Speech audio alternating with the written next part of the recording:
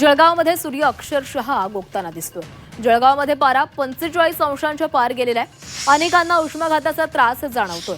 अशात जिल्ह्यामध्ये 2 जणांचा मृत्यू झाला असून उष्माघातामुळे हे मृत्यू झाल्याचा संशय व्यक्त केला जातोय। जामनेरच्या मोहाडीमध्ये अवघ्या 20 दिवसांपूर्वी लग्न झालेल्या तरुणीचा मृत्यू झालेला आहे। तरुणीचा मृतदेह शवविच्छेदनासाठी पाठवला असून अहवालानंतर मृत्यूचं कारण कळणार आहे। तर अमळनेर बस स्थानकामध्ये अचानक भोवळ येऊन पडल्यानं 69 वर्षाच्या पुजाऱ्याचा मृत्यू झालाय।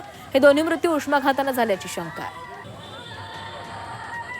हाय ग्रेड फीवर म्हणजे ताप होता आणि त्यानंतर काही वेळ ती बेशुद्ध पडली आणि जेव्हा नेरी PHCला गेली तिथून त्यांनी इकडे रेफर केली, पण रेफर करून इथे आल्यावर आपण जेव्हा रिसीव्ह केली, आपण जेव्हा तपासणी केली तर तेव्हा ती ऑलरेडी मृत होती। तर सध्या मी पोलिसांना इन्फॉर्म केलं आहे आणि आम्ही शवविच्छेदनासाठी आम्ही बॉडीला शिफ्ट केलं आहे आणि उद्या त्याच्यावर शवविच्छेदन होईल आणि त्यानंतरच आपल्याला कॉज ऑफ डेथ म्हणजे मृत्यू कशामुळे झाला याबद्दल आपल्याला माहिती पडेल।